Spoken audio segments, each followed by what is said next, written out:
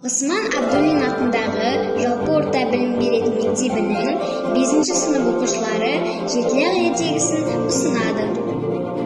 Ертеде бір ешкінің жетілағы болыпты.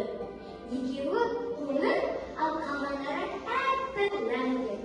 Орманға баруға жиналған ешкі лақтарын шақырды. Лақтар, мұнда келе ойындар.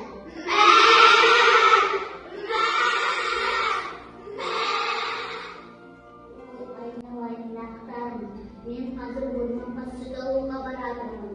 Есікте ешкім көріп жүрмейді. Жарайды, ешкімге ашпаймын санасың.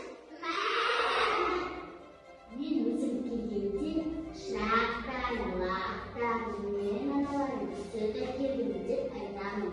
Жарайды, ешкімге ашпаймыз.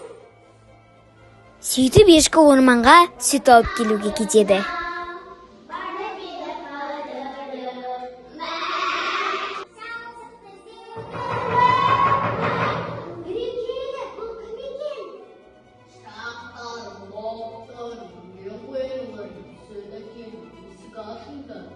Сен біздің атамыз емессің. Сенің дауысың жуан. Біз саған есікті ашпаймыз. Қасқыр даусын жіңішкелететін зат таба алмай ұзақ ойланды. Содан соң ол орманға барып жерден бір дауысты жіңішкелететін шөп тауып алды. Ол шөпті жеп болғаннан кейін оның дауысы жіңішке болып шыға келді. Қайдан алсам екен, даусымды қалай жіңішсем екен? Мәдән жеп қойып, мүмкін даусым жіңішкейтін шығар. Мен даусым сәпіл ұқсады.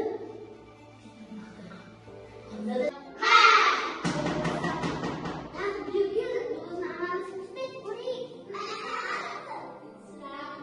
Лақтар, аналарың келді, сүт әкелді. Уау, біздің анамыз!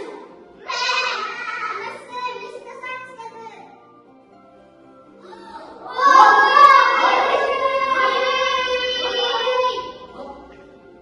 Қасқыр лақтарды алдап, осылай 6 лақты жеп қойды, ал бір лақ пештің артына тығылып қалды.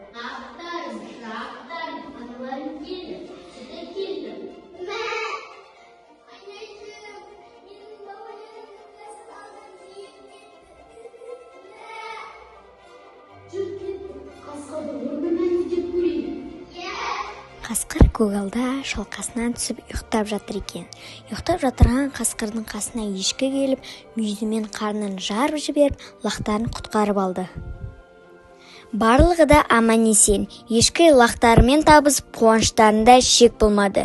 Сөйтіп ешкі мен лақтары қайтадан бірге өмір сүріп, енді ешқашан бейтанысқа есік ашпау керектігін ұғады.